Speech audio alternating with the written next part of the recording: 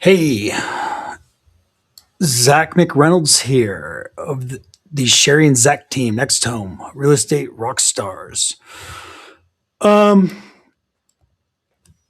Look, there's a lot going on in the market. Today, I want to answer a question that is kind of the most prevalent question that we're hearing from sellers. And, you know, how long does it take to sell a home in Santa Clarita in 2026? And frankly, why do some homes sell faster? It's I won't get ahead of myself. Let's clear up the numbers first because this is where a lot of the confusion comes from. In 2025, homes that actually sold in Santa Clarita averaged 48 days on the market. And that's the highest DOM that we had seen in, almost a decade, like 8 years, obviously through the pandemic and all that stuff. Um, and it feels high because of those 2020 and 2021 years. 48 days on the market when we were seeing obviously things just kind of go so fast. I have automatic lights. But in 2025, we actually got the most amount of inventory that we'd had on the market since basically 2018. We got to the summer of 2025 over 900 active listings in the market. So more inventory, right?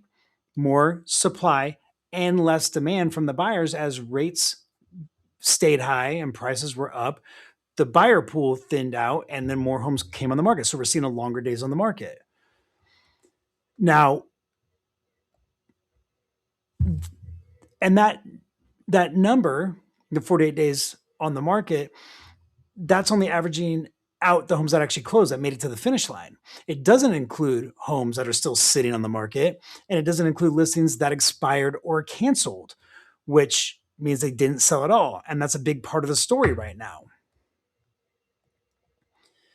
If you look at everything on the market currently today in Santa Clarita, everything active on the market, we are at an average DOM of over 70 days. Now that tells us that homes are really sitting. And that's the highest standing inventory DOM that we've seen in a very long time, basically since, the 08, 09, 10 market. And then if you take January 2026 closings, the month of January, we saw the DOM for just the month of January be 64 days on the market, which is normally a slower seasonal market in January, but that still is a high number for other year over year averages in Santa Clarita. So no matter how you slice it, homes are taking longer to sell than sellers are used to. Now, here's the part that people don't talk about, and I touched on a little bit a second ago, but in 2025, we saw 1,100 listings in Santa Clarita either cancel or expire, meaning they didn't or couldn't sell at all. And that was pretty high because the year before was about 650 and the year before that was around 500. So clearly shows a shift in the market as far as things being unable to sell.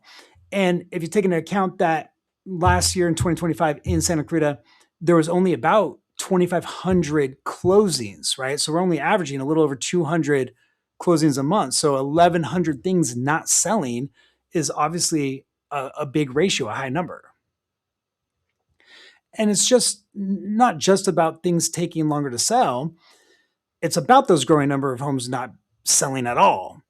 That's why simply putting a home on the market on the MLS just isn't good enough. And it's a real risk in today's market.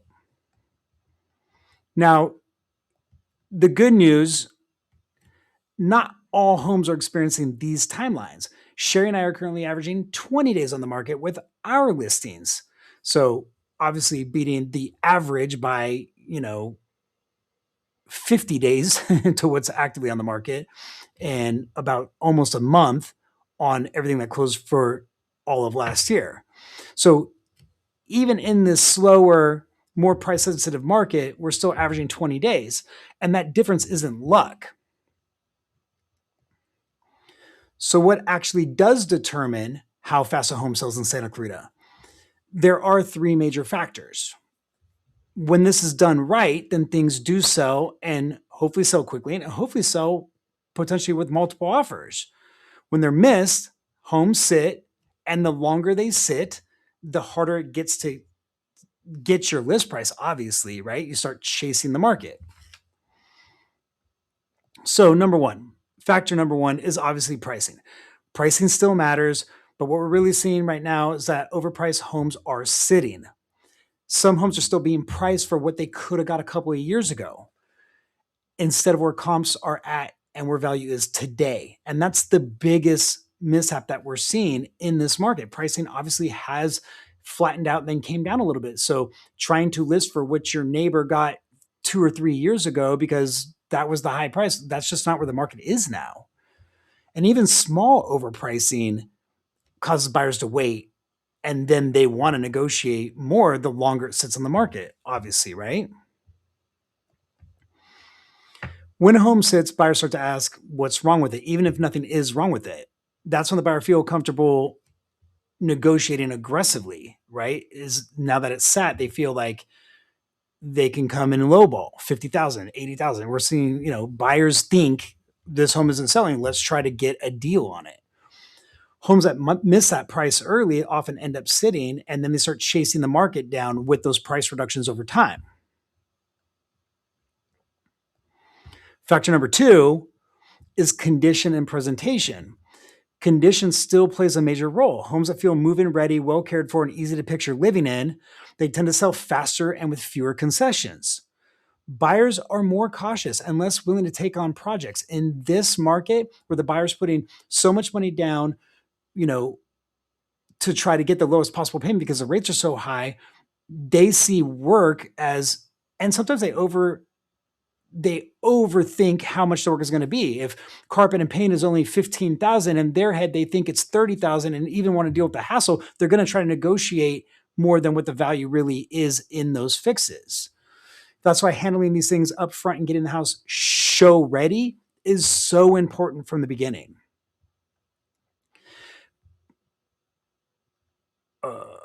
Because first impression is still everything. And that presentation matters more than ever. The first impression is how your home looks in that little thumbnail. The moment somebody's phone beeps at a new property that fits their criteria has gone off in their pocket and they open their phone, that is the first impression of your home. So, getting that right from the beginning is such an important step. So bad photos, clutter, poor presentation, it turns buyers off instantly. It leads to kind of an out of sight, out of mind. It's like online dating. They're just going to swipe it and move on and not even come to the home, even if it fits their needs, right square footage, right bedroom count, all the things that they want. If it doesn't look impressive, they just skip it and move on. And obviously the name of the game here is exposure. How many people can we get to see your home is going to equal to how many people are going to come to your home is going to equal how many people are interested in your home, equal to how many people want to write an offer, and that's going to equal to how much money you're going to get. So we got to get that right from the beginning. And then what's so important, and I think a lot of people don't understand this, or even on our end, a lot of agents don't understand this, is marketing is still the biggest differentiator. It's not enough to just put your home on the MLS and hope that it sells. We don't wait for buyers to find your home. We have to go get the property in front of them. We have to overexpose your property and put your home in front of where the buyers are. We have a 40 plus marketing touch point to secure that. We need to be in front of every possible buyer that we can, everywhere that we can. The put it on the MLS and pray method doesn't work. And most Santa Claritians today are not the ones buying the homes. If it's a bigger home, we're missing a large portion of the move up buyers because a lot of people are locked in these lower rates. So people that need to move into a bigger house, but if they're stuck in their 3% if they're secured, their 3% or lower interest rate, for them to get out of a 3% or better interest rate into a 6% interest rate in a much bigger home, that price jump is so much more, it's so much larger than it was a few years ago. So we're just not seeing a lot of those buyers from Santa Clarita buy at these prices and these rates, especially if they have something to sell.